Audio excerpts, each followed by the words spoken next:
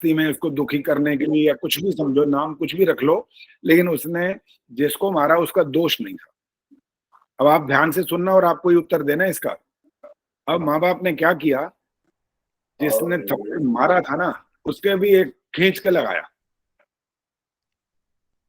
अब आपको उत्तर देना है, जिसने जो अपनी मर्जी से अपने छोटे भाई को मारा था, जो उसको दर्द हुआ था वो दर्द खत्म हो सकता है?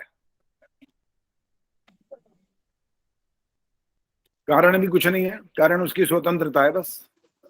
लेकिन एक फर्क पड़ा बस इस बात से, इस बात से छोटे भाई को ये तसल्ली हुई कि इसे दंड मिल गया, बस इतना ही होता है। उसका जो थप्पड़ का दर्द था वो नहीं दूर हो सकता।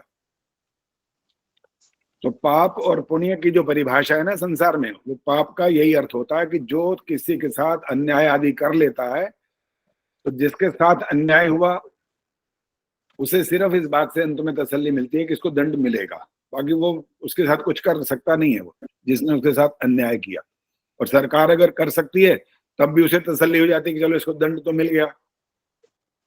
भाई इतनी तसल्ली करनी पड़ती है, और कोई इलाज नहीं। जो थप्पड़ पड़ गया वो दर्द नहीं हटेगा। और पाप की श्रेणी में आता ही इसीलिए वो कि उसने अन्याय किया, वरना पाप क्यों? अगर उसने गलती की थी और उसने थप्पड़ खाया तो फिर तो गलत था ही नहीं कुछ भी। पाप शब्द का अर्थ वहां जुड़ेगा जाकर के इसने दोष नहीं किया और उसको ये सब भोगना पड़ गया, इसी वजह से तो इसको दंड मिलेगा कल को, चाहे कौन दे, ईश्वर दे या व्यवस्था कोई करे। नहीं, उनको बेटों को तो मिल रहे हैं मान लो तो, लेकिन उनको खुद को जो मिल रहा है ना, उसमें थोड़ा सा दिमाग में ये होता है कि बहुत सीधी है, हर कोई उनको कुछ भी बोल देता है बेटा, मतलब अभी आप समझ ना में नहीं आता। सारी बात सुनने के बाद भी आप अपनी बात पे अड़े, वो समझ ही नहीं रहे एक बात को समझाया क्या गया। इनको बच्चों को दंड क्यों मिलेगा, ये प्रश्न है, आप जवाब दे दो इसका, क्यों मिलेगा? कारण क्या होगा इसका? क्योंकि वो अपने माँ के साथ अन्याय कर रहे हैं। बस यही तो है, इसका उत्तर यही तो है। और क्या है कि आप कह रहे इसको फिर क्यों भोगना पड़ रहा है, आप यही तो प्रश्न दोबारा कर रहे हो। और माँ को इसी बात से संतोष करना पड़ेगा, चाहे वो माँ हो चाहे कोई भी हो, कोई आत्मा हो, किसी का कितना ही संबंध हो, सिर्फ कहने मात्र के हैं संबंध सारे। जितना भी हम समझेंगे मेरा मेरा मेरी, ये वो, धन संपत्ति, मेरा पति मेरी पत्नी मेरे बच्चे मेरे, ये सब कहने के हैं। सब अलग अलग आत्माएं। आप एक भोजन करोगे तो आपके बच्चे का या पति का पेट नहीं भरेगा। जैसे ये बात समझ में आती है ना, ऐसे वो आगे वाली बात भी समझो जो भी बोली गई है। लेकिन आचार्य जी ये देर में समझ में आती है सबको। ये देर में भी कभी कभी सब नहीं समझ आती, तब भी नहीं आती है। नहीं आचार्य जी, फिर भी जैसे वो बेटे के कैंसर हो गया तो वो इतनी परेशान रहती है उस बेटे के लिए, चाहे वो बेटा उनको पूजे, पर अंदर माँ तो माँ होती है ना, तो इतनी ज्यादा परेशान है कि मेरे को दे दे भगवान मौत, मेरे बेटे को कुछ ना करे। सब कुछ ठीक होता है। ये जो सांसारिक व्यवहार होता है ना, उसमें व्यक्ति बंधा रहता है, और उस वजह से वो कुछ ऐसी ऐसी बातें कहता है जिसको यूं कहते हैं मोहवश कहता है वो। लेकिन अंदर जब उसको ये पता लगता है ना कि मेरे साथ ये कर ही रहा है, तो उसको क्या समझते हैं, उसको कुछ महसूस नहीं होता इस बात का? होता है बिल्कुल। नहीं होता है, वो तो अंदर अंदर से तो बददुआएं तो निकलती है आचार्य जी, वो तो जो भी निकलता है उसका नाम आप कुछ भी रखो, लेकिन हर बात का जो कर्म किया जा रहा है ना, उसका फल मिलता ही मिलता है। वो ऐसे ही इधर उधर समाप्त नहीं हो जाता बिना उसका फल प्राप्त किए। कब होता है, कैसे होता है, ये आप कोई नहीं जान सकता। चलिए अब बातचीत ये वाली बंद करो, 32 लोग आ गए और अब हम मंत्र पाठ करने वाले हैं। सामने आइए, जो हिसाब, कैमरा खोल के रखो सब लोग। आचार्य जी नमस्ते। हाँ जी नमस्ते जी। अच्छा, कह तो रही है गायत्री गुप्ता ही मंत्र पाठ करेंगी, अभी ठहर जाओ जरा और देख लेने दो आज आया कौन कौन है। आचार्य जी नमस्ते। हाँ जी नमस्ते जी। रही वाला जी कराएंगे आज। जी आचार्य जी बहुत बहुत धन्यवाद। रामदास जी माइक बंद कर दो। करूँ आचार्य जी? हाँ बिल्कुल बिल्कुल, शुरू करिए। ओम सहना भवतु सहनो भुनक्तु सह वीर्यं करवावहे तेजस्विनावधीतमस्तु मा विद्विषावहै। ओम शांति शांति शांति। जी बात वाला वही आपने ठीक कर लिया, पहले वाला आपको पता लग गया था कि आप थोड़ा सा उसको गलत बोल गए, और एक जल्दी शुरू बोल शुरू में एक और भी अशुद्धि थी। जी जी कौन सी आचार्य जी? वैसे सब कुछ याद नहीं रहता कि कौन सी चीज कहाँ पर थी, दोबारा अगर वव सुनाओगे। तू गलत बोला था। वव नो नो बोला था, नऊ की जगह। अच्छा, नौ की जगह नो बोला था। रचना ने ठीक बोला, नौ था वो, नो नहीं था, नौ था। जी। दो मात्राएं औ की है वो। सह नौ जी। भुनक्तु। हाँ जी प्रेमहंस जी, आपने कुछ बोलना है? बोला कि सह नो नहीं था, नौ बोलना था, नो बोला था। हाँ बस ठीक है, वही है, वही रचना ने भी यही बोला। तो अब आगे से और ध्यान रखें, जी और आपको आपकी सुविधा के लिए जो मैंने शांति पाठ डाला है, उसके जी लिए भी आपने अब ध्यान से उसका अभ्यास किया होगा। और आज देखता हूँ कोई नया जुड़ा होगा तो उनसे सुनेंगे कि उनको ये उन्होंने अगर पहली बार ही ज्वाइन किया है आज, तो उनको तो, क्योंकि कई बार लिंक आप भी भेज देते हो, पहले से जो जुड़े हैं उनके पास तो लिंक होता है, और वो जो जो सूचनाएं आती हैं मंत्रोदय में वो सबको प्राप्त हो जाती हैं। लेकिन नया जुड़ने वाले को सूचनाएं पहले वाली नहीं मिल पाती, सिर्फ लिंक मिल जाता है। देखेंगे किससे कराएंगे शांति पाठ। तो उसमें भी जो एक समस्या थी वो मैंने कल ठीक कर ली थी। आता नहीं था वो करना, लेकिन मैंने अपने आप प्रयास किया तो प्रयास करने से सफल। और सुशील जी ने ये मेरे को याद दिलाया था कि आपके जो शांति पाठ आपने भेज रखा है ना, उसमें अंत में जहाँ शांति पाठ खत्म हो जाता है तो कुछ आवाजें आ रही हैं बच्चों के पीछे से, तो वो वाली हट जाए तो अच्छा है। मैंने तो पहले तो उनको ही कहा कि आप अगर ठीक कर सको तो करो। फिर मैंने खुद सोचा भाई अगर मैं खुद ही कर लूँ, प्रयास करता हूँ, एक एप्लीकेशन डाली और उससे वो ये सब बिल्कुल ठीक हो गया। और आपके पास अब बिना बीच में जो व्यवधान था वो वाला समाप्त होकर के आपको प्राप्त हो गया वो। तो अब आपने इसका अभ्यास करते रहना, ये ध्यान रखिए। और मौका किसी को भी मिलेगा कि आपने शांति पाठ कराना है तो ध्यान रखिएगा। चलिए अब आज की जो विशेष दिन है उसके लिए जैसे शुभकामना के रूप में मैंने संदेश डाला है, मंत्रोदय पर भी डाला, फेसबुक पर भी डाला, और वहां लिखा ये जो बोध रात्रि है जिसको महाशिवरात्रि के नाम से लोग कर रहे हैं, और भी वो शिवलिंग था नहला रहे हैं दूध से शहद से, पता नहीं क्या क्या कर रहे हैं। और वो इस प्रकार का कर्म करने से कुछ लाभ नहीं होगा, कुछ भी लाभ नहीं होगा। लेकिन गीत गाए जा रहे हैं, बहुत कुछ किया जा रहा है, इसलिए हमने इसका नाम शिवरात्रि की जगह बोध रात्रि लिख करके मैंने कहा कि, और साथ में ये कहा कि अगर हमें बोध हो जाए तो समझना चाहिए कि शिव बोध रात्रि मनाना सार्थक हुआ, और बोध नहीं हुआ तो फिर हम क्या मना क्या रहे हैं, क्या चीज करते हैं। मतलब केवल एक नाम बोल करके जय बोल देते हैं। केवल नाम बोल करके जय बोलने से क्या होता है बताइए जरा? कोई खास प्राप्ति कुछ भी नहीं होती।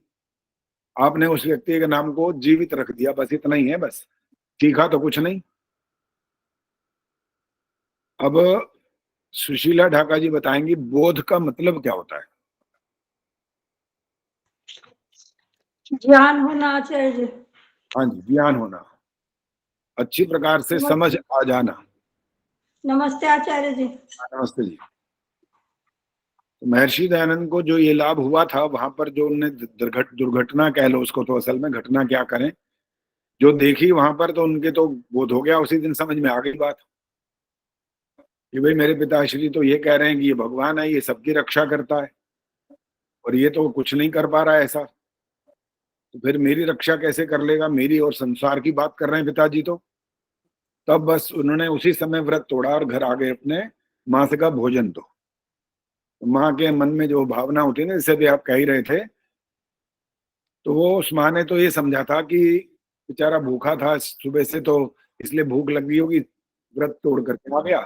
लेकिन उसको असली बात पता नहीं लगी थी अभी, ये वास्तव में अंदर एक जागृति आई है। ये भोजन जो शरीर को प्राप्त होता है ना, उससे भी अंदर का भोजन उनको मिल गया था उस दिन।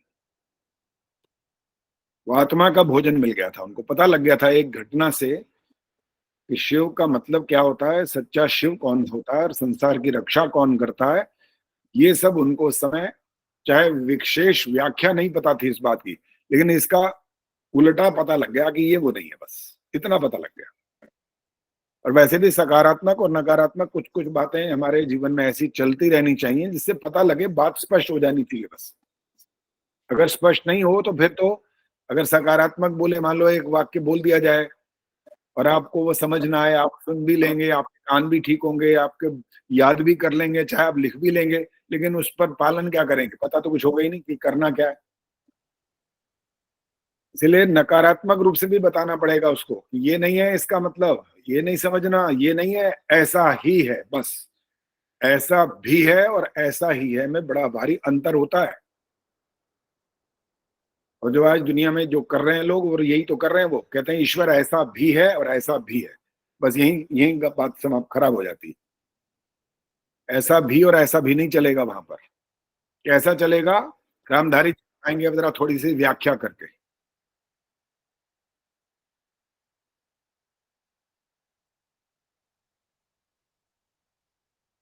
हाँ जी, कहाँ गए रामधारी जी? तो दिखाई भी दे रहे थे, दिखाई देना ही बंद हो गए। हाँ, भागो मत, बताओ। ऑन कीजिए आप। हाँ जी, आइए रामधारी जी, कहाँ है फिर? आचार्य जी नमस्ते। नमस्ते जी, बोलो, कुछ जो समझ में आया वो बताओ। ऐसा ही है, ये वाली बात समझानी है। ऐसा ही है, जैसा दिमाग में हो जाए, ज्ञान हो दिमाग की, उससे वैसा ही मानना चाहिए आदमी को। कोई उदाहरण दो। मेरे पक्का ध्यान नहीं है जी अच्छा, पक्का उदाहरण का। ध्यान। ठीक है, रोटी को क्या बोलेंगे? रोटी को रोटी ही बोलेंगे जी। जैसे ये होता ना, ऐसा ही, ये होता है ही। पानी को पानी बोलेंगे, लस्सी नहीं बोल सकते। दूध को दूध बोलेंगे, चाय को चाय बोलेंगे। और जो हाँ जी। पदार्थ जैसा है उसको वैसा ही जानना, मानना, लिखना, व्यवहार करना, उसका प्रयोग वैसा करना, ये होता है ही। और भी का अर्थ होता जो है बस जैसी चीज हो वैसी करना। हाँ बिल्कुल, वैसा का वैसा ही समझना। ये तो और ये आचार्य जी जैसी चीज देखे सत्य बोलना का हाँ, मतलब यही हुआ, जैसी चीज हो वैसी करना। हाँ बिल्कुल ठीक है, वो भी सत्य भी यही होता है। तो स्वामी दयानंद जी ने जो कुछ बोला था ना इस संबंध में, और उन्होंने ये बोला था कि यदि कोई मेरी उंगलियों को, बत्ती, बत्ती समझते हैं ना, मोमबत्ती बत्ती है, बनाकर। घी की बत्ती या मोमबत्ती, जिसकी लट होती है, आगे वट होती है, इसको अगर मेरी उंगलियों को कोई बत्ती बना करके ना, बत्ती बना करके जला भी देगा ना, तो भी मैं सत्य से समझौता नहीं करूंगा, जो जैसा है वैसा ही कहूंगा। ये था उनका ज्ञान, और ये थी उनकी तपस्या, ये था उनका विश्वास, ये थी उनकी बुद्धि। ठीक है आचार्य जी, समझ गया। हमें बहुत कुछ धन्यवाद सीखना। आचार्य जी। आज के दिन उनके उस बोध रात्रि वाले कार्यक्रम को जो हम कर रहे हैं, दुनिया अपने ढंग से कर रही है, लेकिन उनको बोध कभी भी नहीं होने वाला। वो फिर उसी रास्ते पे ही चले जा रहे हैं जो स्वामी दयानंद ने देखा था बचपन में। मूल शंकर थे, दयानंद नहीं बने थे अभी, लेकिन देखते ही समझ गए थे। और भी घटनाएं घटी थी उनके जीवन के अंदर। मृत्यु का भी सामने दो दृश्य आए थे, एक बहन का और एक चाचा का। एक बताओ। दोनों दृश्य जब देखे तो उनको पहले दृश्य में तो इतना नहीं पता लगा, हालांकि बहन से प्यार बहुत करते थे, लेकिन उनके मन में उस समय यह आया था, ये बोलती क्यों नहीं, अब क्या हो गया, मर गई ना, डेथ हो गई उसकी, तो ये बोलती नहीं, चालती नहीं, खेलती नहीं, सारा काम बंद हो गया, ये क्या हो गया भाई से। तो उस दिन थोड़ी सी जागृति आई कि कोई कोई गड़बड़ है जरूर, ये हो क्या हो गया। और जब चाचा गुजर गए इनके, तो तब रोए थे वो खूब अच्छी तरह डट के, क्योंकि वो हाँ बहुत जी, प्यार। ये सारी बातें आज मैं वैदिक जीएत समिति में गया था जी प्रोग्राम हाँ में। हाँ जी, हाँ जी, आचार्य वो था ऋषि, पक्का नाम ध्यान नहीं, पानीपत वाले, उन्होंने ये सारी बात बताई थी जी मेरे को। हाँ जी, बिल्कुल ठीक है। आचार्य जी मैं 4 बजे हनुमत आऊंगा आर्य समाज बड़े बाजार में। अच्छा अच्छा, ठीक है, रोज जाता हूँ शाम को 4 बजे। ठीक है, बहुत अच्छी बात। जो कुछ करने जाते हो ना वहाँ, हाँ जी।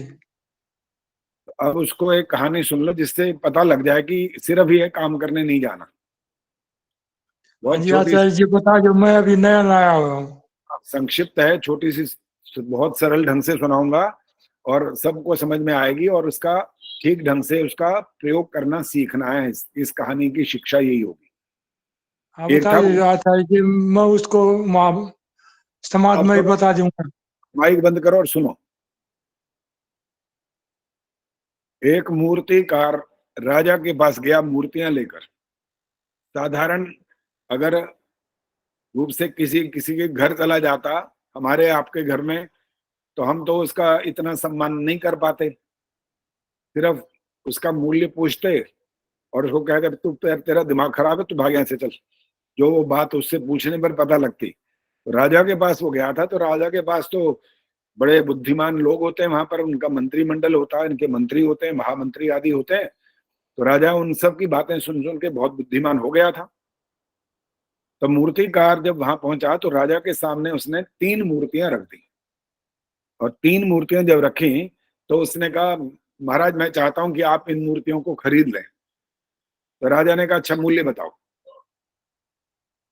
अब इस मूर्तिकार ने जो कुछ कहा वो सुन लेना ध्यान से। अब इसी में सारी कहानी का रहस्य छिपा हुआ है।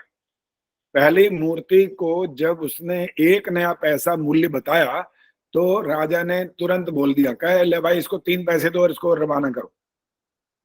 मूर्तिकार ने महाराज मुझे क्षमा करें, आपने एक मूर्ति का मूल्य सुनाया भी, दूसरी का और तीसरी का सुना ही नहीं है। उन्होंने कहा सुनना क्या है, दिखाई दे रहा है तीनों एक जैसी हैं, बिल्कुल रंग रूप आकार प्रकार, छोटी मोटी पतली जैसी, सारी एक जैसी हैं। तो क्या इसका सुनना है मेरे को? सुन तो लिया, 1 पैसा तुमने बताया, 3 पैसे ले जाओ। कहा नहीं महाराज पहले मेरी बात सुनो आप पूरी। अच्छा सुनाओ। ने कहा ये 1 पैसे की है और अब दूसरी का मूल्य सुनो। ने कहा ये 1000 रुपए की है। राजा का माथा ठनका कि 1000 रुपए, ये तो वाकई पागल है। ये कैसा बंदा है भाई है? तीनों की तीनों एक जैसी दिखाई दे रही हैं और ये 1 पैसा कह रहा है, दूसरे को 1000 बोला है। ने कहा तीसरे का मूल्य सुनो महाराज। तीसरा सुना दो। ने कहा ये 1 करोड़ रुपए की है। अच्छा।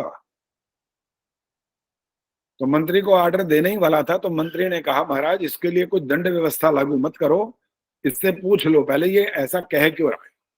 हो सकता है ये पागल ना हो, आपको लग रहा है कि पागल है, लेकिन इसमें कोई रहस्य होगा जरूर। तो मैंने कहा भाई एक बात बताओ, ये 1 पैसे की है, ये 1000 की, ये 1 करोड़ रुपए की, क्यों? मैंने कहा जी मैं आपको अब बताऊंगा, क्योंकि आपने अब जरा ध्यान से बात को सुना, तो अब देखिए जरा, आप सुनने के अलावा देख लीजिए, जिससे आपको पता लगेगा कि वास्तव में इनकी कीमत ऐसी ही होनी चाहिए। ने कहा एक सींक लाओ, तीला, झाड़ू का तीला होता है ना, तीले वाली झाड़ू होती, सींक मंगाई, आ गई। अब इसने कहा ये देखो, 1 पैसे वाली मूर्ति के कान में इसने यहां से सींक डाली और वो इधर से आई बाहर आ गई। अब राजा ने कहा भाई ये क्या मतलब है इसका? ने कहा मतलब ये है कि ये वो लोग हैं दुनिया में, इसलिए बनाई मैंने ऐसे मूर्ति ये, इसके कान में इधर से भी छेद रखा और इधर से भी छेद रखा, इधर से सुना और इधर से बाहर निकाला। 1 पैसे की कीमत है ऐसे लोगों की, जो ऐसा करने जाते हैं। कहीं भी जाएं, सत्संग में जाएं, चाहे अपने घर में करें, चाहे दुनिया को बोलें, कुछ भी करें, सत्संग में अगर जाकर वो यही करते हैं, इधर से सुन के इधर से बाहर निकाल देते हैं, तो उनकी पैसे की कीमत केवल जीवन की कीमत 1 पैसा। ने कहा दूसरे 1000 की है, इसका क्या का? इसका अर्थ ये है कि इधर से वो गई ना, सींक डाली, वो यहां से बाहर नहीं निकली, रुक गई। या यूं भी कह सकते हैं मुंह की तरफ आ गई, दोनों बातें कह सकते हैं। ने कहा ये 1000 रुपए की किस लिए? ने कहा ये इसलिए है कि जो ये सुनते हैं ना वो बोल के बता देते हैं दूसरों को, ये बाहर नहीं निकालते, सुन लेते हैं और सुन करके उसको याद कर लेते हैं, बता देते हैं दूसरों को क्या सुन के आए। 1000 की? हाँ जी। अब ये 1 करोड़ की किस लिए भाई? का ये इसलिए है, देखिए अब जरा, यहां से जब सींक तीला डाला वो हृदय में आया सीधा। ने कहा ये 1 करोड़ की ये हैं वो लोग जो सुनते हैं ना बात को, वो यहाँ से बोलते भी हैं ताकि पता लग जाए कि उसने क्या सुना, दूसरों को भी लाभ पहुंचाते हैं, लेकिन उसको धारण कर लेते हैं जीवन में। तो ये होता है 1 करोड़ रुपए की संपत्ति या कीमत का उस मूर्ति का अर्थ। तो हमें कैसे वाला ये विचार कर लो, 1 पैसे के अगर बन रहे हैं आज तक तो फिर तो कोई फायदा ही नहीं है, क्या कीमत हमारी भाई।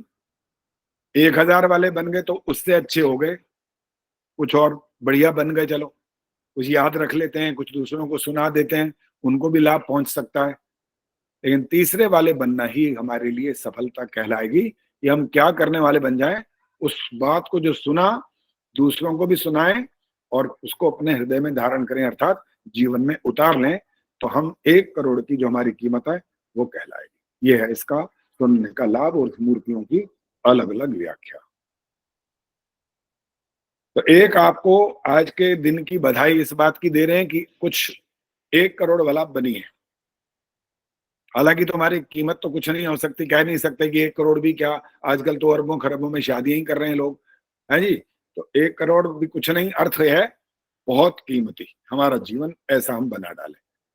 और दूसरी जो बधाई है आपको, वो जो हमारी यहाँ बहनें माताएं बैठी हैं वो उनके लिए आज का महिला दिवस का जो कार्यक्रम भी समाज में चल रहा है कहीं कहीं और लाभ पहुंचाया जा रहा है। जो ऐसी महिलाएं हैं, ऐसी बहनें हैं जिन्होंने बड़े अच्छे काम किए, उनको प्रधानमंत्री द्वारा सम्मानित भी किया गया। तो इस प्रकार से अपने जीवन को जितना ऊंचा उठाएंगे उतना हमारा जीवन कीमती बनेगा और हम वास्तव में अपने जीवन को सफल कर पाएंगे। ये 2 तो दी आपको शुभकामनाएं।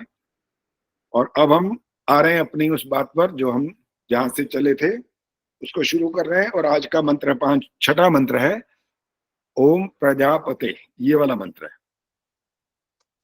आज मंत्र का उच्चारण कौन करेगा मैं देखता हूँ, 1 मिनट इधर से जरा। आज रजनीगर से करवाएंगे। रजनीगर जी आइए। जी नमस्ते आचार्य जी। आज नमस्ते जी, करिए ये वाला उच्चारण। जी। ओम प्रजापते न त्वदेतान्यन्यो विश्वा जातानि परिता बभूव यत्कामास्ते जुहोमस्तन्नो अस्तु वयं श्याम पतयोरयीणाम्। देखा जी कितना सुंदर उच्चारण किया है। और ये कमाल इस बात का है कि गुरुकुल में जब पढ़ा जाता है ना, व्यक्ति जब जाता है, बालिकाओं के गुरुकुल भी थे और बालकों के भी थे, जो वहां अपने अपने गुरुकुल में पढ़ करके आए हैं, तो उन्होंने वहां पर ये विद्या सीखी है।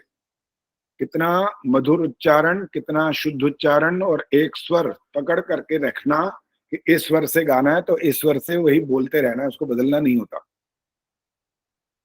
तो चलिए इसका अर्थ हम शुरू कर रहे हैं, तो ध्यान से सुनिएगा। आप लिखना चाहें तो लिख सकते हैं। ओम जब हम शुरुआत करते हैं मंत्र की तब ओम का उच्चारण कर लेते हैं। तो उस दृष्टि से ओम का अर्थ जो हम बहुत बार समझ चुके, सुन चुके, सर्वरक्षक प्रभु। आगे शब्द है प्रजापते, सब प्रजाओं के स्वामी।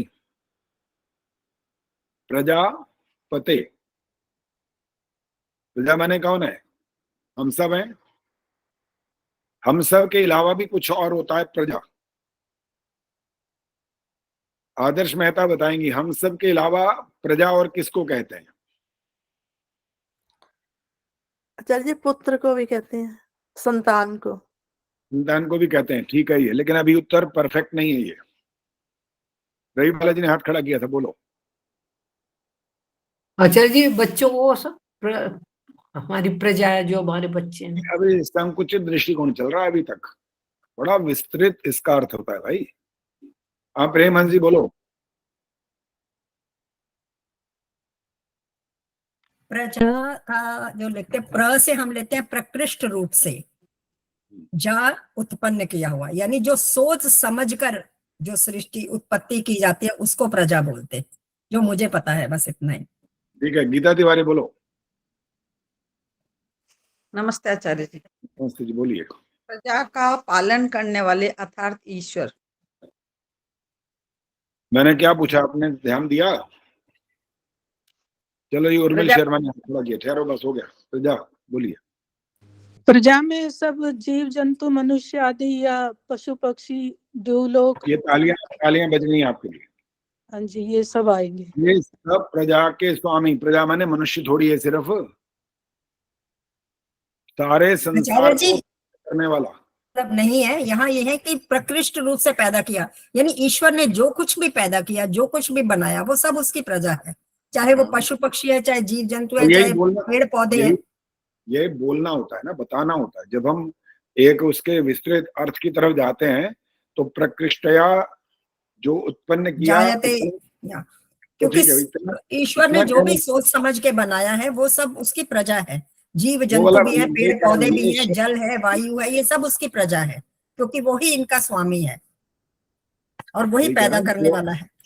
अब जब जिसकी जो व्याख्या कर रहे हैं ना, ये वाली बात उसी समय बोलनी होती है कि क्या संकुचित अर्थ नहीं था कि मनुष्य नहीं है, केवल सब प्राणी, मनुष्य- सब प्रजा उसकी है, सब सब प्राणी और अप्राणी रूप जगत का अभी प्रसिद्ध स्वामी जो पढ़ चुके हैं पहले, दोनों का स्वामी है ना वो।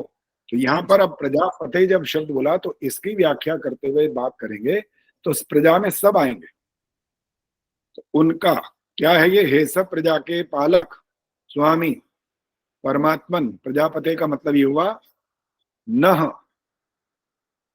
माने क्या होता है, न माने हमार आचार्य जी, नहा मीन्स हमारा होता है और ना मीन्स नहीं। हाँ, यही तो मैं पूछना चाह रहा था, ये पद्मा चावला ने ठीक बोल दिया, न नहीं था यहाँ पर, ये ना है। तो आगे आ रहा है ना, न आगे त्वत है, न है, ये न नहीं है। न माने तो हमारी हो हाँ जाता, जी, हाँ जी। न माने नहीं, त्वत माने आपसे।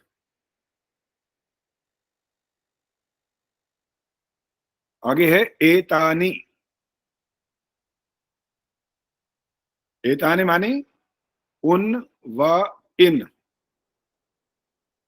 अब क्या होता है उन व इन,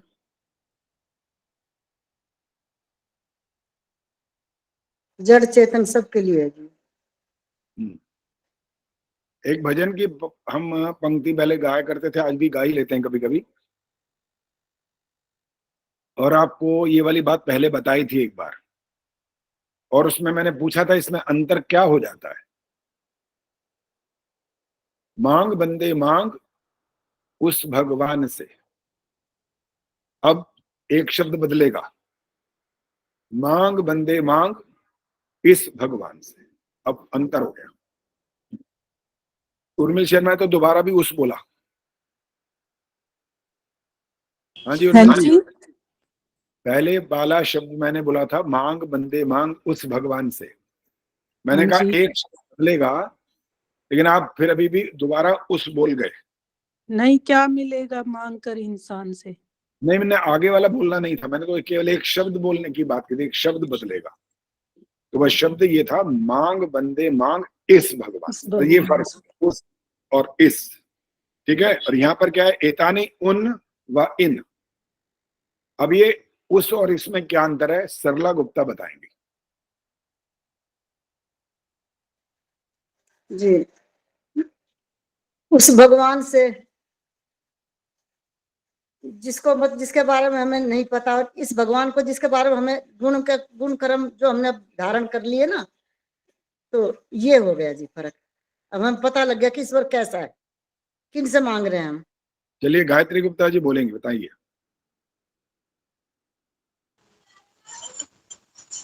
उसका मतलब तो जो सर्व जगह सब जगह व्याप्त है वो परमेश्वर, उसके लिए आया है। और इसका मतलब यहाँ कोई मूर्ति रूप में खड़ा हो, जो कोई भी हो मूर्ति रूप, या मतलब इंसान हो, चेतन स्वरूप हो, कोई भी हो, तो वो भगवान नहीं हो सकता। वो इंसान या जो भी है प्रकृति प्राणी मात्र हो सकता है। अब बहुत दूर दूर तक चले गए और वो सही बात नहीं आई। पद्मा चावला जी बोलो। आचार्य जी, चर और अचर जगत दोनों का। उस और इसकी बात कर रहे हो? हाँ जी। एक प्रेमानंद जी बोलो। आचार्य जी मैं बोलूं?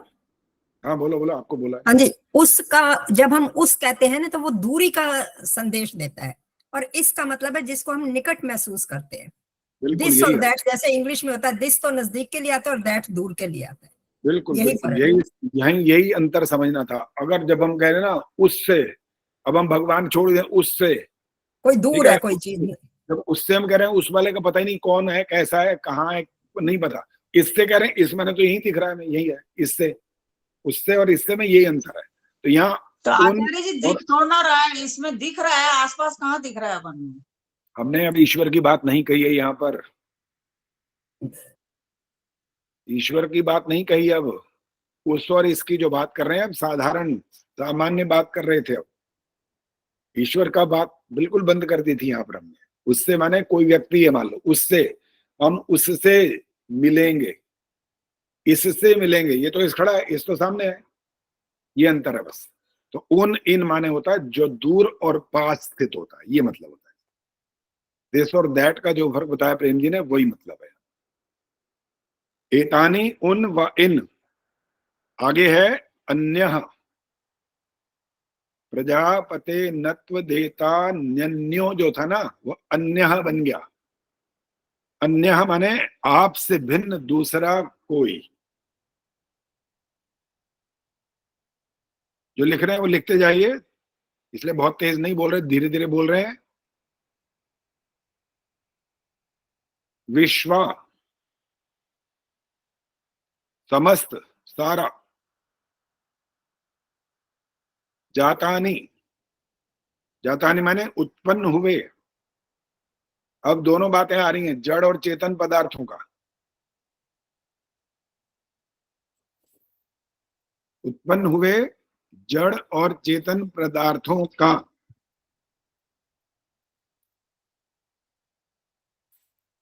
प्रजापते नत्व देता न्यन्यो विश्वा जातानि।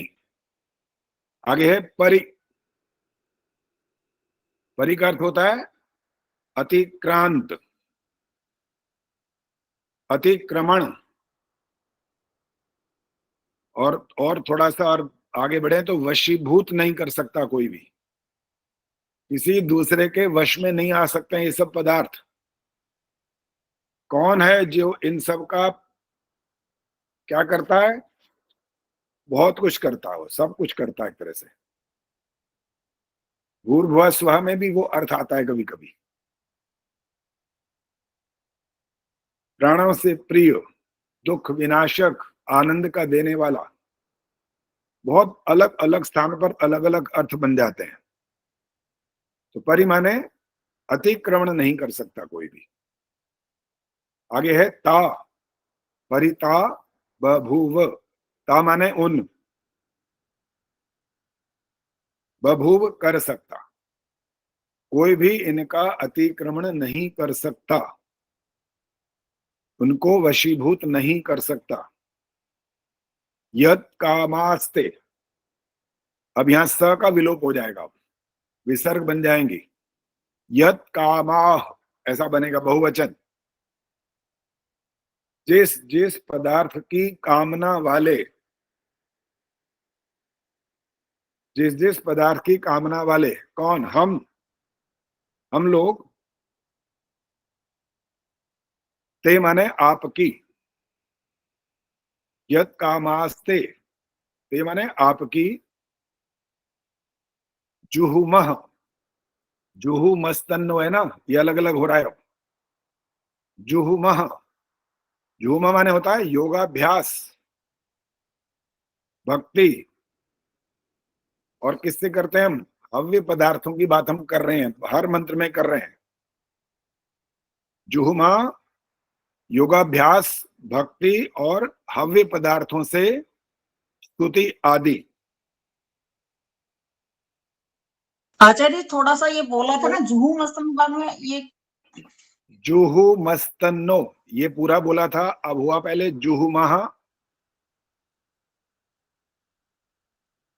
तत्, अब इसके बाद बना तत्। जो स था वो लोप हो गया, जुहुमा इसलिए बना वो। तत् माने उस पदार्थ की कामना।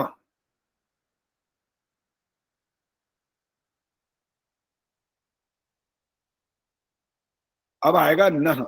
जुहु मस्तन नो था ना, वो विसर्ग में आएगा। जुहु मस्त नो, नह बन गया। अब ये न माने हमारी, और पहले वाला जो न था वो क्या था? नहीं। किसी के पास सामर्थ्य नहीं है कि वो अतिक्रांत कर सके, अतिक्रमण कर सके, वशीभूत कर सके।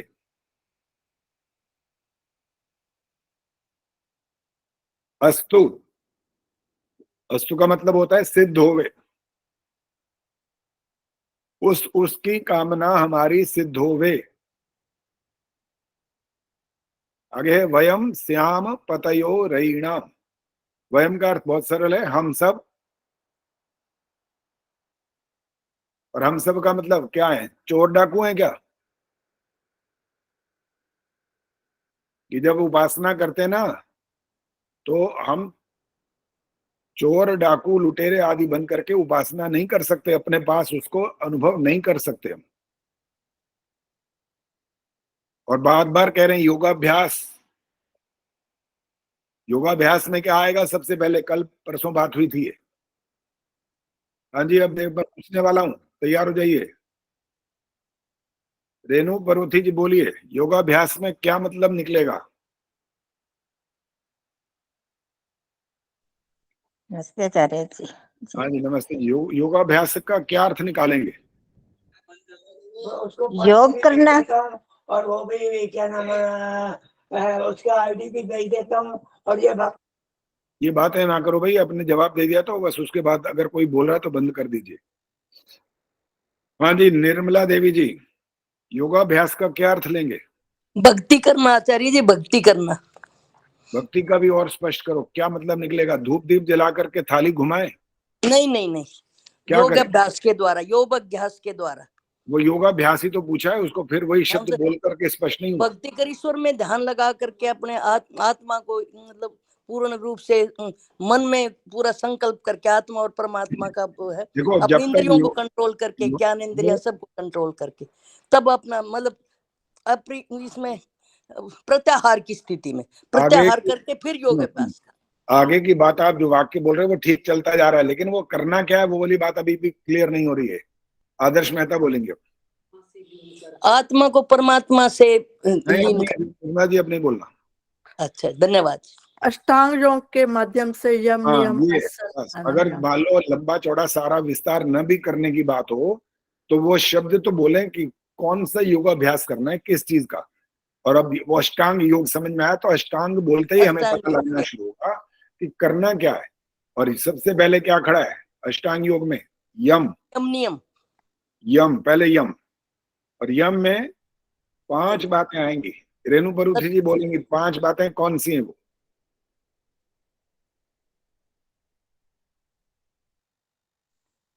यम नियम। नहीं नहीं नहीं नहीं, ऐसे नहीं, यम का मतलब बताना है बस। प्रश्न ध्यान से सुनो और उसी को उत्तर में रखो, आगे बढ़ना नहीं है। रचना बोलेंगे। आचार्य जी नमस्ते। सत्य अहिंसा अस्ते ब्रह्मचर्य अपरिग्रह। और इसमें गलती है भी, पता है आपको? क्या? अभी रचना ही बोलेंगी। अगर मैं पूछ रहा हूँ इसमें गलती है, पता है वो क्या है? नहीं, सत्य अहिंसा सत्य अहिंसा अस्ते ब्रह्मचर्य अपरिग्रह। अभी भी कह रहा हूँ गलती है। नहीं पता मुझे तो। अब नहीं पता, ये वाली बात बताया कि अब गलती नहीं पता लगी। अहिंसा पहले। हाँ सुधीर क्या कह रहे हो? अहिंसा पहले आएगा आचार्य जी। हाँ बस ये बात। आज तो सुधीर कुमार ऐसे तैयार बैठा था भाई कि अरे मेरे को मौका मिला है सही बात करने का, मैं पीछे कैसे रह जाऊं।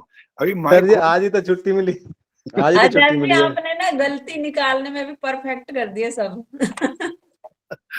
सही कह रहे हो जी, बिल्कुल। हाँ बिल्कुल बिल्कुल, ये सूक्ष्म दृष्टि बोलते हैं, इसको रखनी पड़ती है, वो जरूरी है। अपने बच्चों के प्रति क्या करते हो, वहां क्या समझते हो? वहां आंख बंद कर लेते हो क्या? छलनी साथ रखना जरूरी है। हाँ वहां पर तो ऐसी है, पूरा लेंस लगा के देखते हो क्या गलती कर रहा है, पकड़ो इसको भी सीधा करो, 2 लगाओ, नहीं तो नहीं माने तो। वहां तो ऐसी दृष्टि हो जाती है। और जब आध्यात्मिक क्षेत्र हो ना, वहां पर भी ये रखना जरूरी होता है। वहां ही नहीं होता चलने दो, यही तो आचार्य जी पहले हम ध्यान नहीं देते थे इन बातों पे, अब देने लगे। अब देने लगे हैं, बिल्कुल। ये हमारी वजह से ही तो देने लगे हैं, वरना कौन ध्यान दे रहा था? चल रहा था बस, सब चले जा रहे थे, चलते जा रहे थे। मुझे कहाँ जा रहे हो? हम भी तो आपके बच्चे ही हैं, ऐसे धीरे धीरे सुधरेंगे आप। आचार्य जी आपने एक बार बताया था वो, उसका वही हम भूल गए।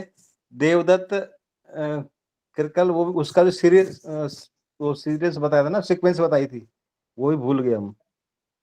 उपप्राण। प्राण। हाँ प्राण वो की प्राण कह के रहे लिए। नहीं प्राण नहीं, रुद्र रुद्र कह रहे हैं, नागपूर्व वसुरुद्र। कृकल देवदत्त धनंजय उसकी बात हाँ, अगर कह रहे हैं। देवदत्त बोला है तो फिर ये प्राणों की बात कर रहे हैं, प्राण फिर तो ये अपान बात है। वो कोई सीक्वेंस बात भूल गए जो उसकी। नहीं, ज्यादा बोलो नहीं। अब सुनो, जो जो आपको पढ़ा दिया गया है ना, तो उसका पीछे पुनरावृत्ति करते रहो, नहीं तो ये सब गायब हो जाएगा। सोच लो, ये रहेगा नहीं हमेशा। जब करते तक हैं आचार्य जी। देखो, जब बच्चे को पता होता है ना कि ये परीक्षा होनी है, तो वो तब तक उसको पढ़ता रहता है। अच्छा, एक बात सुन, मान लो एक बच्चे ने 12वीं पास कर ली और उसके बाद वो उसको 10वीं के लिए दोबारा बैठा दो आज ही, 10वीं की तेरी परीक्षा होनी है कल, पास हो जाएगा वो? बड़ा मुश्किल है। उसके लेसन अलग थे भाई, सारे लेसन अलग थे, कुछ नहीं था उसमें से, नाम मात्र रह गया था 12th में। वो पास होना भी बड़ा मुश्किल है। यहाँ पर चाहे टॉपर बन जाए वो, लेकिन यहाँ पास होना भी संभव नहीं होगा। इसका मतलब होता है जो आध्यात्मिक क्षेत्र है वहां पर तो निरंतर अभ्यास करना पड़ता है, निरंतर। सिलेबस चेंज करते नहीं होना चाहिए आचार्य जी, क्या नहीं होना चाहिए? सिलेबस चेंज नहीं होना चाहिए, फिर तो पास हो जाएंगे। अच्छा, सिलेबस। ये सिलेबस पता है कितना बड़ा है? 4 वेद है, पता है आपको? सिलेबस ये है। हार्ड है ना। हाँ, ये इतना आसान खेल नहीं है। ये मुक्ति मोक्ष करते रहो बेशक। आचार्य जी इसमें तो कई जन्म लग जाएंगे। लगे तो क्या हो गया, लग जाएंगे तो लगने दो, लग जाएंगे, मिल भी जाएगा ना। लगेंगे नहीं तो मिलेगा भी नहीं। अब पता नहीं हमें कितना समझ आता है, कब लगेंगे क्या होगा पता नहीं। एक बात और सुन लो, थोड़ा और भी बता देते हैं। एक व्यक्ति ने लॉटरी खरीदी, टिकट खरीद लिया उसने, नहीं आया इनाम। दूसरी बार, तीसरी बार, चौथी बार, 5 बार, 50 बार, 100, 1000, 10 लाख, करोड़ बार खरीद लिया, इनाम नहीं आया। अब उसने पता है क्या सोचा था? उन्हें ये सोचा था कभी तो वो निकल ही आएगा ना इनाम, कभी तो। और हालांकि वो करोड़ बार में भी नहीं निकला ना अगर, तो निकल सकता है वो, क्योंकि उसका प्रोसीजर अलग है। लेकिन मोक्ष का प्रोसीजर ये वाला बिल्कुल नहीं है, ये ध्यान रखना कि ये एक दिन आ ही जाएगा। भगवान देखो इतने करोड़ों अरबों बार सृष्टि बनाएगा, एक बार अपने आप नंबर आ ही जाएगा। नहीं आएगा, अपने आप नहीं आएगा, बस ये ध्यान रखना। आचार्य जी एक और शंका है। बोलो बोलो। जैसे बोलते हैं ना, उपासना का मतलब उप आसन, ईश्वर के निकट। तो ईश्वर तो सर्वव्यापी है, हमारे अंदर है, कण कण में है, तो और कितना निकट जाए? बताते हैं कैसे निकट बैठना होता है, वो सुन लो। बच्चे को यही सिखा रहे थे हम क्लास में बैठ करके, दिल्ली के बारे में बता रहे थे कि दिल्ली में बहुत सारे देखने योग्य स्थान है। तो बोलते बोलते बोलते एक वाक्य बोला था, दिल्ली में कुतुब मीनार है, ये बोला था अंत में। और हमारा ध्यान जब उधर गया ना बच्चे की तरफ, तो देखा वो कहीं और और कहीं खोया हुआ है। खड़ा हो गया, बेचारे को डर भी लगा कि अब पकड़ में आ गया मैं, कि सुन ही नहीं रहा था वो, तो बैठा तो वही था ना। तो मैंने उसको मैंने क्या कहा भी? अब बता रहा वो कुछ कुछ कान में जो जो घुसा उसने बोल दिया। कह रहा है अभी आपने बोला दिल्ली में कुत्ता बीमार है। मैं कहा दिल्ली में कुत्ता बीमार है? मैंने बोला, पता जी यही बोला था शायद। का शायद नहीं बेटा, शायद से नहीं चलेगा काम। पेपर में शायद ये शायद ये, जो ठीक लगे वो अपने आप ठीक कर लेना, वो नहीं चलेगा। दिल्ली में कुतुब मीनार है, कुत्ता बीमार है, अगर शब्द थोड़े थोड़े एक जैसे हों तो अर्थ अपने आप थोड़ी बन जाएगा। तो आपने अभी कहा कि ईश्वर को कितना और अपने नजदीक ले आए, वो तो है ही हमारे पास पहले ही से ही है। तो पहले से जो है ना मौजूद, तो आपका जो मन है वो वहां नहीं है उसके साथ, वो कहीं और भागता है बस। आप उसको ऐसा खाना खिलाते रहते हो ना जीवन भर, मन की बात कर रहा हूँ, अलंकारिक बात हो रही है ये। ऐसा भोजन देते रहते हो, वो इतना अच्छा, इतना सुंदर, इतना कान का रस आ रहा है, इतना गंदा, इतना ऐसा, इतना वैसा, बस ये भोजन दे देकर। और जब हम उपासना की बात सोचने करने या बैठते हैं ना, तो फिर ये सारा का सारा उधर खेल खेलने लगता है, ये इस तरफ आता नहीं। यहाँ लाना है। को जानना और मानना है क्या? ईश्वर को जानना और मानना, दोनों बातें ठीक है, जानना भी पड़ेगा, मानना भी पड़ेगा। और कोई कोई ऐसा कहता है जान लोगे तो मान लोगे, कोई कहता है मान लोगे तो जान लोगे। कोई ज्यादा ऐसी जबरदस्ती वाली कोई नहीं है कि पहले जान लोगे तब मानोगे, या पहले मान लोगे तब जानने लगोगे। ये शब्दों का थोड़ा हेरफेर है। एक दृष्टि से ये कहना चाहिए, पहले हमें ईश्वर की सत्ता को मानना चाहिए। ईश्वर की सत्ता को ना मानेंगे तो फिर उसको जानने का प्रयास कब करेंगे? ना अस्ति बोलते हैं ना, नास्तिक, नास्तिक बोलते हैं लोग। ये कौन है नास्तिक? ये मानता नहीं है। तो जो मानता नहीं तो वो जानने का प्रयास करेगा ही क्यों? तो हमने उपासना की जो बात की है, वयम माने हम, उपासक लोग, चोरी चकारी डकैती और गलत काम करने वाले लोग उसकी उपासना नहीं कर सकते। बेशक हाथ में घंटी ले बैठे, दिया जला दें, धूप बत्ती कर दें, लेकिन वो उसकी उपासना नहीं कर सकते। पहला तरीका ही गलत है। पहले तो वो समझ रहे हैं ये ईश्वर है, वो ईश्वर नहीं है। ईश्वर उसमें है, कोई आपत्ति नहीं, लेकिन वो ईश्वर नहीं है जिसको ईश्वर समझ रहे हैं। ईश्वर को समझने के लिए भी महर्षि दयानंद ने बड़ी कृपा की। आपको सारे चारों वेद न भी ज्ञान में आ जाएं, इतना तो पता लगता है, हिंदी भाषा भी समझते हैं, तो आर्य समाज के दूसरे नियम से तो पकड़ आ सकती है ना इस बात पर, ईश्वर किसे कहते हैं, ये बात समझ में आ सकती है। इसलिए ज्यादा परेशान होने वाली स्थिति नहीं है। इतना कोई दिमाग खराब करने वाली बात नहीं आएगी कि वेद मंत्र तो आते नहीं, पढ़ना भी नहीं आता, संस्कृत कभी पढ़ी नहीं, कोई स्कूल में कभी भाषा सीखी नहीं, हम विदेश में रहते हैं, हमें इंग्लिश आती है, हमें ये वाली भाषा आती है, वो भाषा आती है, ये संस्कृत नहीं आती, तो भी कोई आपत्ति नहीं है भाई। फिर भी आपको ईश्वर के बारे में समझा तो दिया गया, ईश्वर कैसा होता है, वैसा मान करके उपासना शुरू कर दो। न तस्य प्रतिमा अस्ति, बिल्कुल पक्का ध्यान में रखना है। न तस्य प्रतिमा अस्ति, कोई शक्ल सूरत नहीं है उसकी। करोड़ों खरबों अरबों जन्म लेने के बावजूद ये इच्छा मन में अगर बलवती बनी रही कि एक बार तो किसी भी जन्म में तेरी इतनी हमने उपासना करते रहेंगे, एक बार अपनी शक्ल दिखा दे बस। तो यूं कहना चाहिए आपका क ख ग वाला भी वैदिक ज्ञान नहीं आया, उस ज्ञान से आप दूर हैं, बहुत दूर हैं, कि ये इच्छा करके बैठे हैं कि एक बार ईश्वर अपनी शक्ल दिखा दे बस। इससे बड़ी अज्ञानता और कोई नहीं होगी। शक्ल दिखा दे, शक्ल का मतलब समझ रहे हो? शक्ल माने क्या है? पैदा, पैदा होगा तो शक्ल होगी ना, और जो पैदा होगा तो मर जाएगा। काय का ईश्वर भाई? फिर कौन सा ईश्वर कहलाएगा, कैसा? इसलिए बिल्कुल दिमाग में एकदम स्पष्ट होना पड़ेगा। नान्यः पंथा विद्यते अयनाय, और कोई रास्ता नहीं है इसके बगैर। उसके सत्य स्वरूप को समझना ही यही रास्ता, और कोई रास्ता नहीं। इसलिए महर्षि दयानंद ने इतना बड़ा उपकार किया। और आपकी जो आज की बात कह रहा था मैं कि आपका महिला दिवस है, आप पर तो बहुत बड़ा ज्यादा उपकार है उनका। पुरुष जाति पर भी है, लेकिन जो स्त्री जाति है उस पर बहुत ज्यादा उनका उपकार। आपको तो पढ़ने नहीं देते थे भाई, और जो आपके लिए शब्द प्रयोग किया गया वो वाला शब्द प्रयोग करने में ही शर्म आती है। पैर की जूती तक कह दिया गया था। स्त्री शूद्रो न धीयताम, ये ज्ञान प्राप्त करने के अधिकारी ही नहीं है, यहां तक बात थी। और उन्होंने कहा नहीं नहीं, बिल्कुल नहीं, गलत। और कितने बैठे हैं आज के पोंगे पंडित बोलते हैं गायत्री मंत्र बोलने का अधिकार नहीं है माताओं को, गायत्री मंत्र नहीं बोलना चाहिए, इससे उनको पाप लगता है। इनके समझ में आज तक ये नहीं आया कि गायत्री मंत्र है, ये है स्त्रीलिंग, और वो कह रहे हैं इनको पढ़ना नहीं चाहिए। और हमें समझ में आ गई है ये ऐसा बोलते क्यों है। किसी को समझ आया तो हाथ खड़ा करो, क्यों कहते हैं वो स्त्री को पढ़ना नहीं चाहिए गायत्री मंत्र? करिए हाथ खड़ा। अपनी दुकानदारी चलाने के लिए बस। कुछ कुछ ठीक है अभी, और थोड़ा सा और विस्तार करना है अभी। हाँ बोलो गीता, बोलो।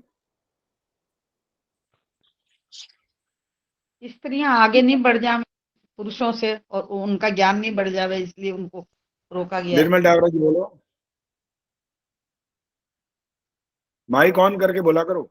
सॉरी, बोलो। यही कि पुरुष ये सोचते हैं कि स्त्रियां कुछ भी ज्ञान प्राप्त करके पुरुषों से आगे बढ़ जाएंगी। चलो सुशीला ढाका जी बोलिए।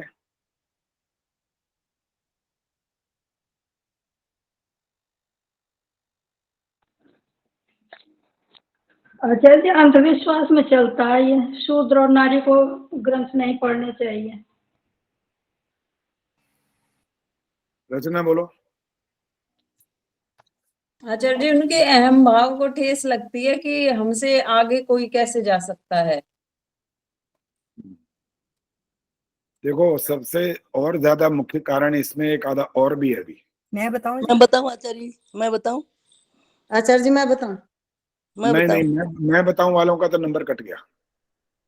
सिर्फ हाथ खड़ा कर सकते थे आप, हाथ खड़ा करने के लिए मना नहीं किया है।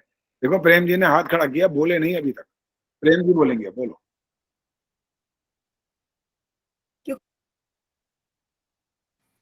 आचार्य जी उनको स्वयं को ही ज्ञान नहीं है, वो स्वयं पूरे ज्ञाता नहीं है किसी विषय के, तो इसलिए वो ऐसी बात कहते हैं। अगर उनको पूर्ण ज्ञान होता तो वो ऐसी बात मुंह से कहते ही नहीं। जो स्वयं ज्ञानी है पूर्ण रूप से, वो ऐसी बात कभी कहेगा ही नहीं। उन्होंने स्वयं वेद नहीं पढ़े, वेदों के निकट नहीं गए, वो वही पुरानी प्रथा जैसे चलते आए बाप बेटे के आगे, वही चल रहा है। ठीक है जी, गायत्री गुप्ता जी बोलिए। आचार्य जी मुझे तो ये समझ में आता है कि हमारा देश पुरुष प्रधान देश है, तो वो औरतों को आगे नहीं बढ़ने, बराबरी की उसमें नहीं लाना चाहते, नहीं तो वो फिर बराबरी वो करेंगी। दमयंती गुप्ता जी बोलिए। आचार्य जी उनका मंतव्य रहता है कि एक बहुत बड़ा वर्ग अगर शिक्षा से वंचित रख दिया जाए, और क्योंकि कहा भी है कि माता निर्माता भवति, अगर माता शिक्षित हो जाएगी तो वो अपनी संतान, चाहे उसमें पुत्र हो या पुत्री, वो सबको ही संस्कारित कर देगी, तो हमारी दुकानदारी कैसे चलेगी। तो इसलिए इस बहुत बड़े वर्ग को शिक्षा से वंचित रख दिया जाए, तो ये उनका मुझे लगता है शायद मुख्य उद्देश्य होता होगा। चलो हम बिल्कुल जमीनी स्तर पर एक वाक्य बोल रहे हैं, उसको ध्यान से सुन लेना। जो मातृशक्ति है ना, इसके अंदर जो गुण है, उन गुणों में दुर्गुण भी हैं कहीं कहीं, और उसमें एक दुर्गुण ये है कि अंधविश्वास, उसकी तरफ किसी भी बात पर बड़ी जल्दी विश्वास जैसा कर लेना। और वो सोचते हैं इनको अगर अनपढ़ रखा जाएगा ना, पढ़ा लिखा नहीं रखा जाएगा, इनको पढ़ने का अवसर नहीं दिया जाएगा, ये अनपढ़ रहेंगी, तो इनको हम अपने जाल में फंसाते रहेंगे हमेशा, ये आसानी से फंस जाएंगे। पुरुष इतनी आसानी से फंसेगा नहीं, क्योंकि वो उन जैसा ही है, वो तो दो दो हाथ कर लेगा अगर ज्यादा सामने कोई बात आ गई तो। नारी उससे ऐसी बलवान नहीं है, तो उनने ये वाला विचार करके रखा कि इनको पढ़ने मत दो, बस पढ़ने नहीं दो तो इनसे हम जो चाहेंगे वो करवा लेंगे, या आंख बंद करके भी चल पड़ेंगी, जो कह देंगे वो सतवचन महाराज हो जाएगा फटाफट। तो आचार्य जी इतने साल तक हमारा देश गुलाम रहा, तो अंग्रेज, उसका मुसलमानों का प्रभाव भी था, प्रभाव और अंग्रेजों का। हमारी शिक्षा पुरानी तो नष्ट कर दी, तो उनका प्रभाव के कारण भी शायद ऐसी व्यवस्था बन गई। बिना पूछे बोलना नहीं है, ध्यान रखिए। सिर्फ हाथ खड़ा कर सकते हैं। अगर बहुत ज्यादा आपको लगेगा कि आप बोलना चाहते हैं और मुझे भी लगेगा कि भी इनसे सुनना है अभी, तो मैं आपको कह दूंगा तब बोलिए, गलती नहीं करूंगा आगे। तो हम यहाँ पर जब वयम कह रहे हैं, हम सब कौन लोग हैं जो इसकी बात कर रहे हैं? उपासक लोग हैं, स्तुति प्रार्थना उपासना की बात कर रहे हैं ना। तो हम कौन है वो? वयम श्याम पतयो रईणाम, हम वो लोग कौन है? हम उपासक लोग जो उपासना करना चाहते हैं ईश्वर की। क्या करें? श्याम माने होवे या बन जाए, पतयः, पतयो से बनेगा पतयः, विसर्ग आ गई, और रईणाम माने होता है धन ऐश्वर्यों के, और पतयः माने स्वामी।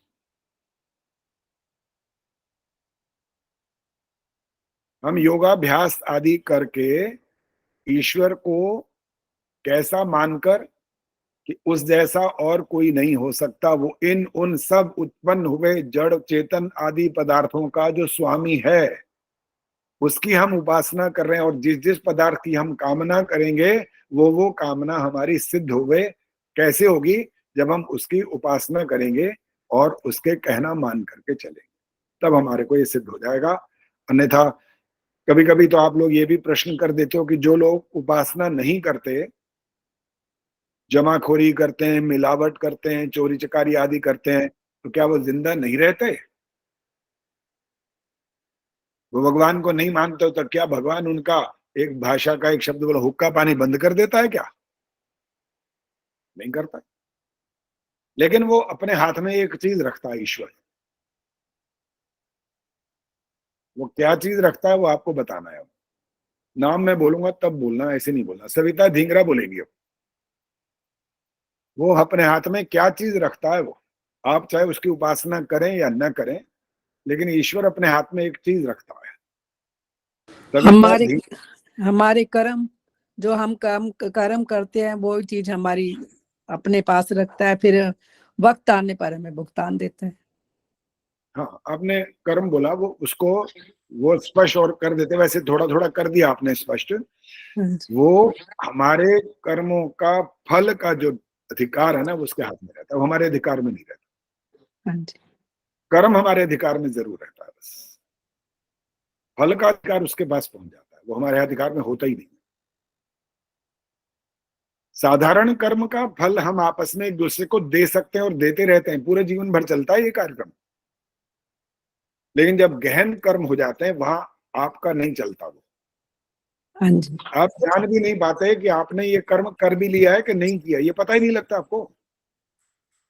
इतना भी समझ में उस समय नहीं आ रहा होता कि हमने क्या किया भाई अभी, क्योंकि आपने उस समय अपने इन कर्मेंद्रियों से कर्म नहीं किया अभी, लेकिन आप किसी और चीज से वो कर्म कर चुके हो।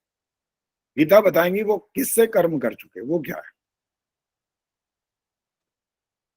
मनसा वाचा करुणा, मन से कर लिया। हाँ, मन बस में- अभी मन से बात करें। इंद्रियों से कहा कि कर्मेंद्रियों से नहीं किया उसने, वाणी से नहीं किया अभी, मनसा, बस इतना ही बोलना है। बस इसका उत्तर है किससे किया, मन से कर लिया। और दूसरा जान भी नहीं पाया, दूसरा नहीं जान पाया कि इसने क्या कर लिया। और अब आप बताओ क्या और भी कोई ना जान पाया? बस वो जो जान पाया ना, जो मन में किए हुए कर्म को जान पाया, बस उसी की उपासना आप करने योग्य है। और इसके अतिरिक्त और किसी की उपासना करने योग्य नहीं है। चाहे रामनवमी आ जाए, कृष्ण जन्माष्टमी आए, चाहे आप किसी का जन्मदिन मनाओ, चाहे किसी की वो कोई भी बात करो, चाहे कोई कितना बड़ा विद्वान हो, महापुरुष हो, एक जिसको आप महामानव की उपाधि दे दो, आप कुछ भी कह दो किसी को भी, जिसके अंदर कितनी योग्यता हो, उसकी उपासना आप नहीं करें। उपासना नहीं करना, उपासना सिर्फ इसकी करनी है जो आपके मन के अंदर की बात को जान गया। और वो कैसा होता है? जो नजर नहीं आता, कभी दिखता ही नहीं। कभी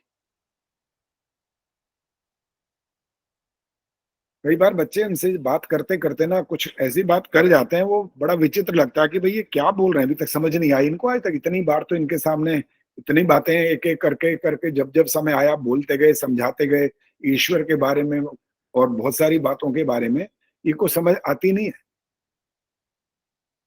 बड़ा विचित्र लगता है भाई, बाकी दुनिया के बातों को इतनी बुद्धिमत्ता से हल कर लेते हो, ये वाली बात समझाते हैं तो तुम्हारे पल्ले नहीं पड़ती। क्यों?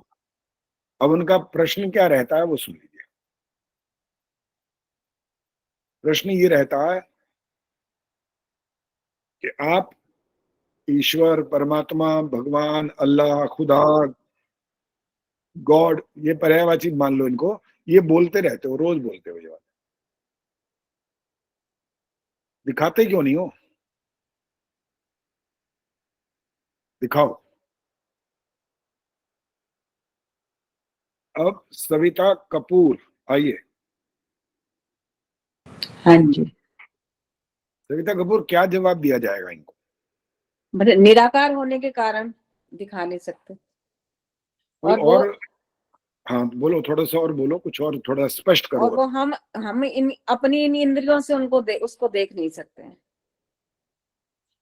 एक तो ये बात आ गई कि आपने सकारात्मक नकारात्मक दोनों बातों के ढंग से समझाना है। ये वाली बात जो कह रहे हैं ना कि आप दिखा दो, बस बहुत बोलते रहते हो, बहुत बोलते रहते हो, ईश्वर ईश्वर ईश्वर चिल्लाते हो दिन रात, तुम दिखाओ। तो उनको दोनों ढंग से समझाओ, क्यों नहीं दिखा सकते? और निराकार अगर दिखाने होने की के बात, अगर दिखाने की बात करेंगे तो क्या उसमें नुकसान हो सकता है, क्या बात हो जाएगी ऐसी? वो फिर हमारे तरह से ही आत्मा बन जाएगा अगर वो साकार रूप में आ जाएंगे तो। और वो जीवात्मा से बिल्कुल अलग है, वो तो परम आत्मा है। चलो जी, स्वराज गुप्ता जी बहुत दिनों में आज नजर आई हैं। वैसे तो आ रही हैं मुझे पता है, लेकिन अभी कैमरे के सामने अभी यह दिखाई दी है। स्वराज जी बोलेंगे अब। जी, क्योंकि वो कण कण में व्याप्त है और उसका निराकार है, क्योंकि उसका जन्म नहीं हुआ। यदि जन्म होगा तो मृत्यु भी होगी। तो कण कण में व्याप्त है, इसलिए उसको हम देख नहीं सकते। उसका कोई रूप नहीं है, उसका कोई स्वरूप नहीं है।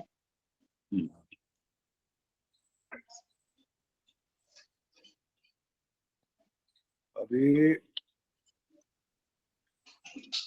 नीलिमा चिकारा जी। हाँ जी, नमस्ते आचार्य जी।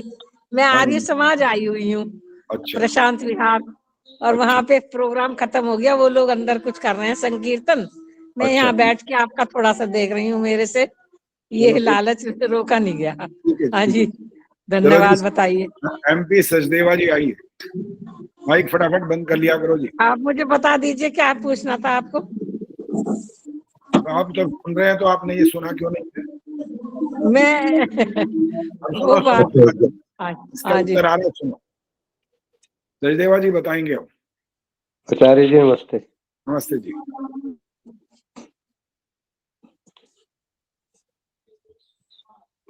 क्या समझाएंगे उनको कि ईश्वर की शक्ल नहीं दिखा सकते, कैसे समझा पाएंगे? हम ईश्वर को उनको ये समझा पाएंगे, ईश्वर क्योंकि देखने से, इंद्रियों से नहीं देखा जा सकता, उसको महसूस किया जा सकता है।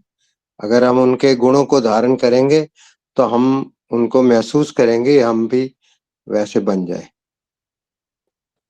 बच्चे का महसूस जवाब कर ये है सकते कि, सुन लिया जी, बच्चे का जवाब ये है कि आप महसूस करने की जो बात कर रहे हो, हम हवा दिखती नहीं हमारे को, लेकिन हवा को महसूस कर लेते हैं। तो आप ईश्वर का महसूस करने का भी बताओ, कैसे महसूस करेंगे उसे? जैसे हमें जो है भूख है, भूख हमें पता नहीं चलता, भूख को हम देख तो नहीं सकते, लग रही है, कहाँ लग रही है, तो वो हम दिखा नहीं सकते। कोई बच्चे से पूछेंगे तुम्हें भूख लग रही है, दिखाओ, वो कैसे दिखाएगा, नहीं दिखा सकता। तो ऐसे ही हवा को उसको बोलेंगे भाई ठंडी है या गर्म है, तो आपको जब लगेगी, या कोई टेस्ट है, रसगुल्ला है, उसका सचदेवा जी सुनो, जब तक। सचदेवा जी सुनो, ये दोनों बातें बच्चे के उत्तर की हैं, आपका उत्तर नहीं चल रहा है यहाँ पर। ये बच्चे का उत्तर ही चल रहा है। वो भी कह रहा है भूख दिखती नहीं है, लेकिन मैं महसूस कर लेता हूँ। हवा दिखती नहीं है, मैं महसूस कर लेता हूँ। आप कह रहे हो ईश्वर को आप महसूस कर सकते हो। ये बताना है ईश्वर को महसूस कैसे करना है। फिर उसको ये कहेंगे जैसे हम, आपने उनको गुणों को धारण की, जैसे हम आपने रसगुल्ला कभी नहीं खाया, तो उसका पता कैसे चलेगा आपको? जब तक उसको खाओगे नहीं तभी पता चलेगा ये मीठा है। तो ईश्वर को जब तक उनके गुणों को धारण नहीं करोगे तो तब आपको पता चलेगा कि ईश्वर है। ठीक है, तभी माइक पता बंद करिए। ठीक है जी। निर्मल डावरा जी, आपने माइक ऑन किया हुआ है, चलो बोलो। आचार्य जी गलती से। अच्छा बोलो, कोई बात नहीं, बोलना है तो बोलो इस बारे में। हाँ, ईश्वर की जो रचना ईश्वर ने की है, सृष्टि की रचना की है, उसको दिखा के, जैसे पेड़ पौधे हैं या पहाड़ हैं या नदियां हैं, नाले हैं, तो उनकी रचना कोई और उनको समझा के कि कोई और बना सकता है। इस तरह से समुद्र हैं, उससे हम बता सकते हैं कि ईश्वर जो है दिखाई नहीं देता, लेकिन उसकी जो रचना है उससे पता चलता है कि भैया ईश्वर है, कोई इंसान नहीं कर सकता ये काम। इनका उत्तर है कि ये तो नेचर है, नेचर तो अपने आप काम करती है। क्या जवाब है फिर?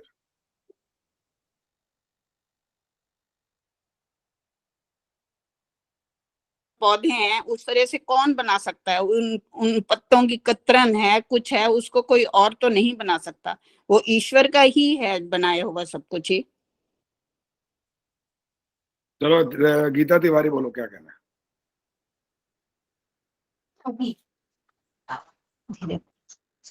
आचार्य जी, हम बच्चों को बताएंगे कि जिस प्रकार यदि आपको बुखार आता है तो क्या आपको बुखार को पहचानते हो? बुखार कैसा होता है उसको बता सकते हो कि कितना मोटा कितना लंबा होता है, कैसा होता है? बच्चे कहेंगे नहीं। तो लेकिन तुमको महसूस तो हो रहा है ना, बुखार है, शरीर गर्म है, तुम्हारे को कष्ट हो रहा है। इसी प्रकार ईश्वर के यदि गुणों को धारण करेंगे तो हमारे मन के अंदर आत्मा से आत्मा को मिला करके आत्म और हम महसूस कर पाएंगे हमारे पास ईश्वर है, यदि हमने उनके गुणों को धारण कर लिया तो। उदाहरण दो, कौन सा गुण? जैसे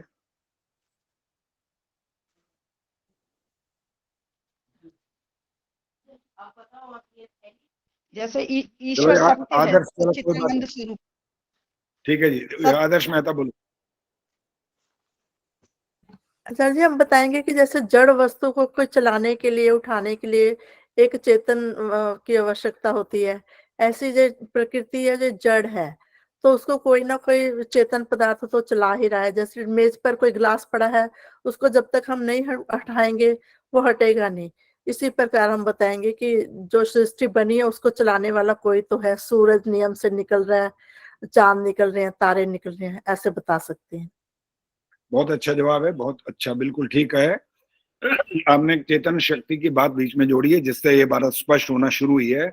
अब इनको मैं अंतिम बात मैं कह रहा हूँ और उसके बाद आप सुनूंगा नहीं, सिर्फ आप सुनिए और फिर शांति पाठ होने वाला है। आपको ये भी समझाना है कि हमारा जो शरीर है,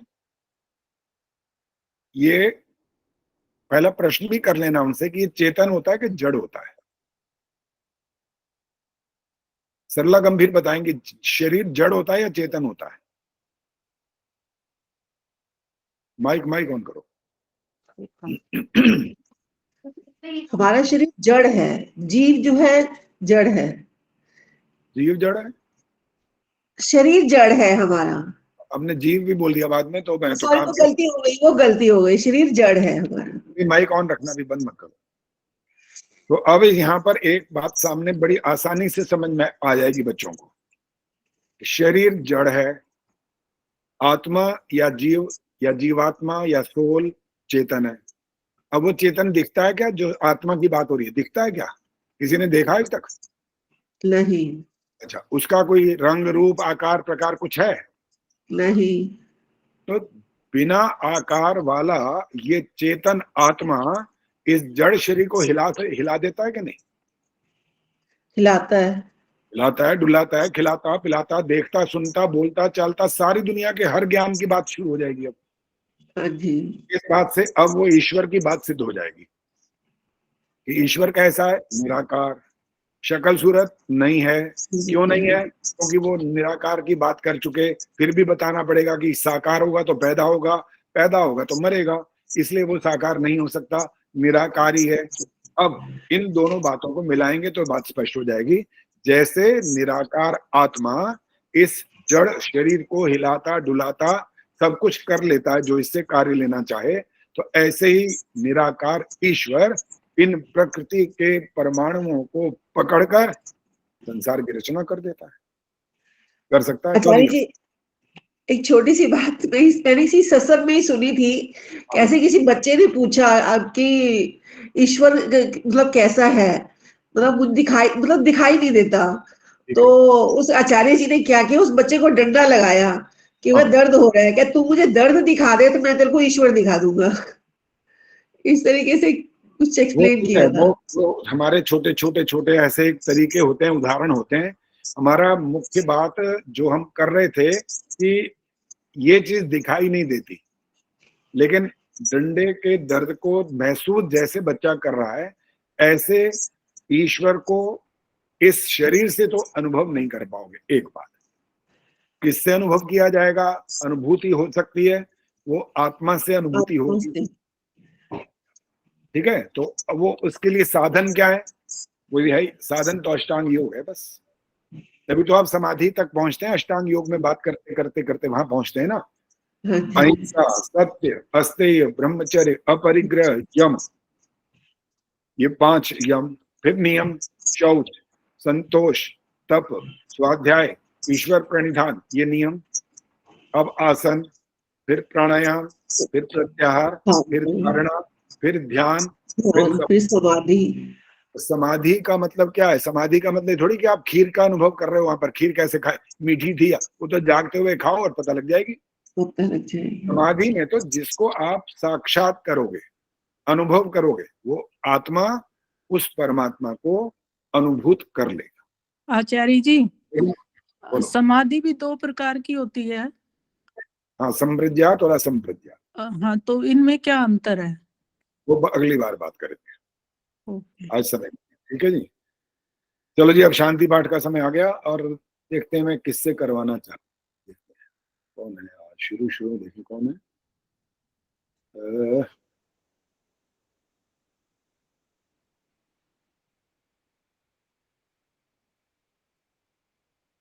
डॉक्टर धर्म, ये कौन है जी? डॉक्टर धर्म लिखा हुआ जी। जी, मैं आज ही मैंने ज्वाइन किया है आपकी क्लास पहली बार, और थोड़ी विलंब से की थी। वो बाद में कैमरा ऑन करिए। करती हूँ जी। हाँ जी, एक तो परिचय जरूर होना चाहिए। जो भी यहाँ पर आए, आने के लिए आपत्ति नहीं है, बिल्कुल आओ, लेकिन अपना थोड़ा सा परिचय तो पता लगे ना कि कौन कक्षा में आ रहा है, पता लग जाना चाहिए जी, इसमें। अभी बता देती हूँ अभी। हाँ जी, परिचय कैसे करूँ, ये तो हो नहीं कैमरा ऑन नहीं हो रहा। हो नहीं कर रही हूँ जी, वो पता नहीं क्या हो रहा है, कर नहीं पा रही हूँ। जो वीडियो बनाया हो गया उसको है, दबा हो दो। गया है जी, हो गया है। ठीक है जी। हाँ, नहीं, वो पता तो है जी, वो किसी तरह से इधर उधर हो ठीक है जी। जाता है कई बार। दो अपना परिचय जी, दो फटाफट जल्दी से। परिचय मेरा ये है जी, मैं संस्कृत की प्राध्यापिका रही हूँ महाविद्यालय में।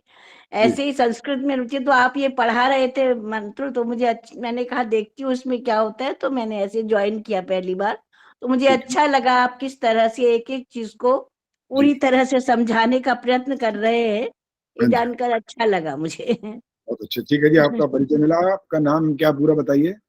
मेरा नाम है जी डॉक्टर धर्मा। डॉक्टर धर्मा, ठीक है, धन्यवाद। बस जी, अब शांति पाठ कर रहे हैं क्योंकि अब और समय हमारे पास नहीं। आज एक हर्ष सिंगला जी भी आए हैं नए। हर्ष सिंगला जी कहाँ हैं जी? आइए, आप भी आइए। एक काम क्या करो ना, क्या नाम, आदर्श, जो नए आए ना, आप मेरा शुरू से परिचय करवाया करो एक बार।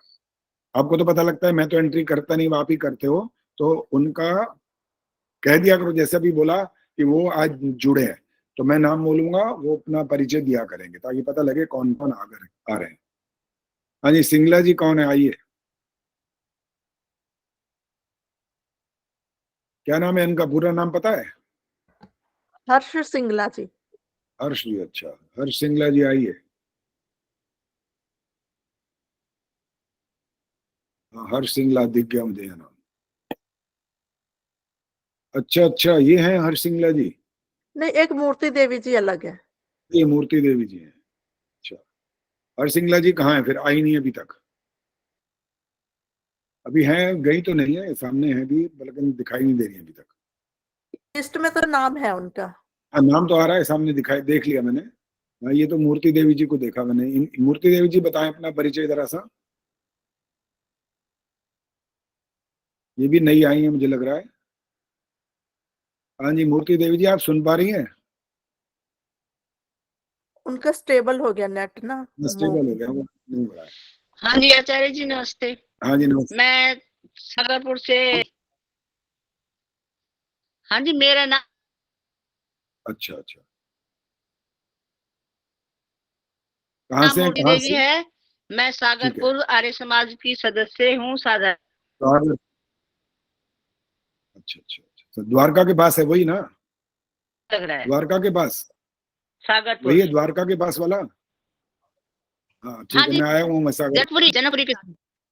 हाँ जी, जनकपुर, ठीक है, मैं आया हूँ। हाँ भी, ठीक है जी। हाँ, मैं सागरपुर। चलो जी, अभी और कोई नहीं आ रहा तो हम शांति पाठ कर रहे हैं जी। हाँ जी, मैं करूँ शांति पाठ? जनकपुरी। हाँ जी,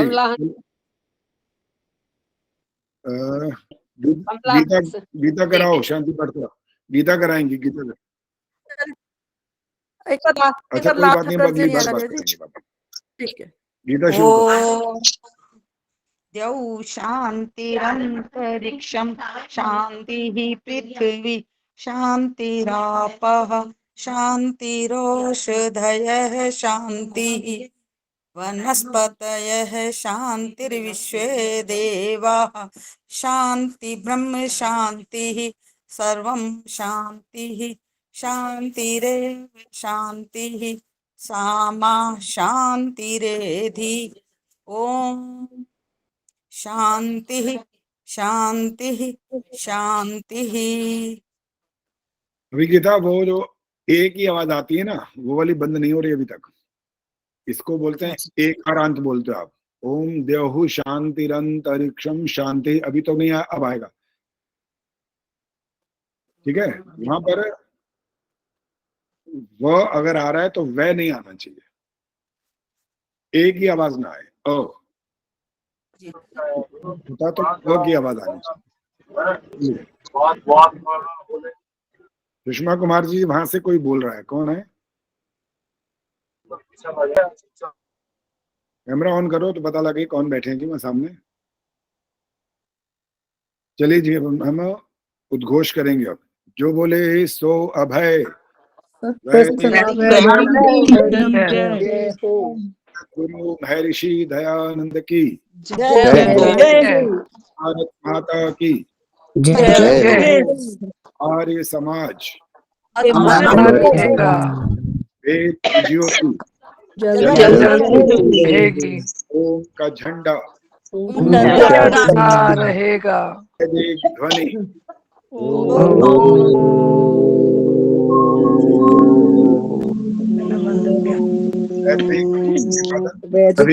सभी को